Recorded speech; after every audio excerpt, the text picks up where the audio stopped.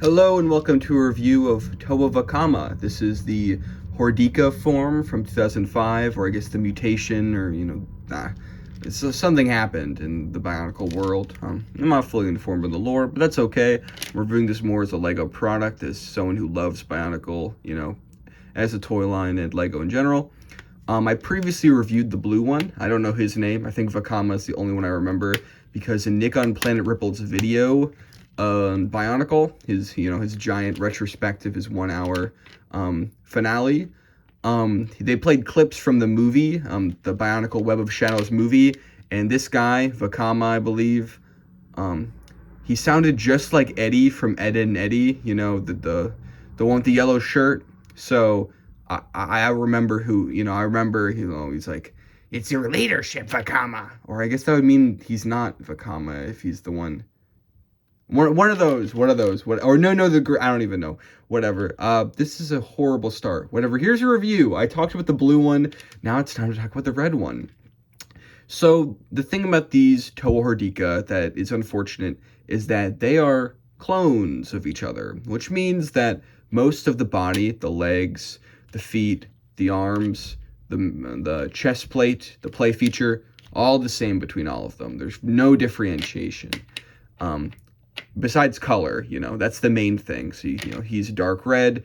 There's a dark blue one, a dark green. There's a black one, a white one. And this is unfortunate, but I do think that the things that are different about this one are better than the other one I looked at. The main being that the dual molded piece, this fire sword, instead of being another boring gray piece, it has this really, really weird sort of semi-translucent yellow macaroni and cheese-esque color. The detail on this piece is just very finely tuned. It also feels kind of flimsy. Not like it's about to fall apart, but I would not trust myself to bend this because I feel like it would just break off, and that would be that. And the connection point, is very, very slight. You'd think there'd be more connection points here, but no, it's an aesthetic choice. Just very weird piece all around. And that is Vakama's main point of differentiation, besides his mask, or I guess his face, as they're completely bonded together. My criticisms for this design still stands. It feels like the back and front of him are stapled together. He feels very clumsy in how he has these gigantic shoes, which I do like. The weird gear arm. This is incredible and stupid at the same time. I kind of love it, Put it all. This piece is just so weird. I do like it. You got dual swords, which is cool. But one thing I want to look at this time that I did not get to look at before, we're going to get to see more of my messy set, is that these guys have another play feature. I don't even remember if I had talked about this. They have spinning discs on their back. They use a ripcord to unleash. This is kind of a thing you see in girl toys a lot. You'll have a fairy that you can make fly away. But this is a boy toy, so we're getting the boy version. And it is so strange. The canisters have places for these discs. The smaller figures also have it. And, these things are kind of incorporated in a lot of the sets of this era. But it's just so strange. And it's very tacked on. It's literally inserted onto his neck with this weird proprietary yellow connection. So let's give it a try, because I'm going to be honest, I'm making fun of it, but there's something about it. When it flies off, it is a lot of fun.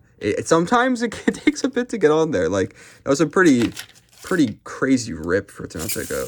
Oh my god, come on. Vakama, be nice. I'm going to do it. Yeah, look at that. The way it flies so gracefully. There's something magical about that. It's clunky, it's tacked on, it's stupid, but there is magic to it, I do like that a lot. What utility does this have in any way? It just goes into the air and flies. It's kind of a projectile. Be careful control where it goes. It's fun. It's a fun feature, It's kind of a way to make these figures be a little more than figures in terms of functionality. Because this is very much, it's very different from the functionality of the figure, Like, this is an upward movement, while, you know, the figures are more of a hand thing, while this feels like you're supposed to plant it onto the ground. That's part of why maybe his shoes are so big.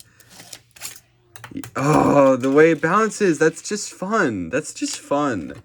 Like, it's so dumb, but I love it. I really do like it.